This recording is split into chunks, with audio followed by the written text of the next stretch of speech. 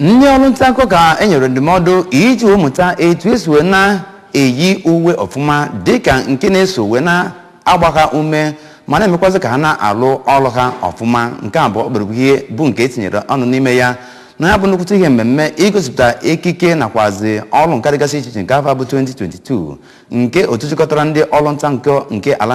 anya bụ Naịjirịa achịkọbara site n'aka ya bụ otu jikọtara ndị ọrụ nta akụkọ ala anya bụ Naịjirịa na kansụl ya n'ime steeti ya bụ Anambra na njikọrịta aka ha na gọọmenti nke steeti a nke mere na Godwin Ezemo International Conference Center Ọka ka e wetara gị akụkọ etu o si wee gaa.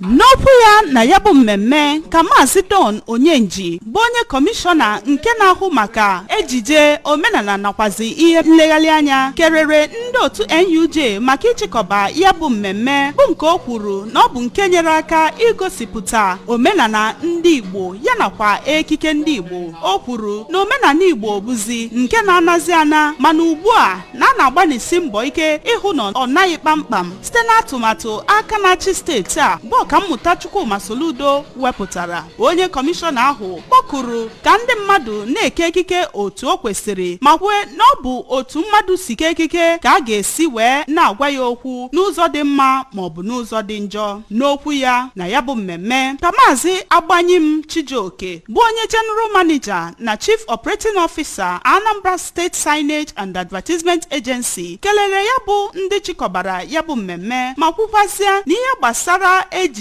na mgbasa ozi bụ nke na-agakọ nnọọ ọnụ ma kpọkụzikwa ndị mgbasa ozi ka ha na-esonyesi ike ma na-ekwukwa otu o kwesịrị isi wee kwalite ejije ndị Igbo. N'ozi nkele ya ka onye chairman NUJ nke steeti a bụ Dọkịnta Odogwu Emeka Odogwu kwuru na ejije ekike ya nakwazi mgbasa ozi bụ nke agaghị ekesa ya na ibe ya ma kwukwazịa na ọ bụ nke na-enye aka n'ịkwalite ejirimara ndị Igbo. N'okwu ya n'isiokwu ya bụ mmemme bụ nke bụ The Relevance of Art in Discerning Effective Journalism ka ọkaikpe Edith Anyanọ bụ nnukwu onye ọkaikpe kwuru na mgbasa ozi bụ nke a na-eṅomi nke na-emekwa ka a na-enwe mmekọrịta mmadụ ibe ya site n'ịgbasa ozi otu o kwesịrị ma kwukwazie na ọ dị mkpa ka ndị ahụ na-agbasa ozi na-eke ekike otu o kwesịrị. Ọkammụta Anyanọ gakwazi n'iru wee kpọkuo ndị ọ dị n'aka ka ha leba anya n'ụzọ dị iche iche esi agbasa ozi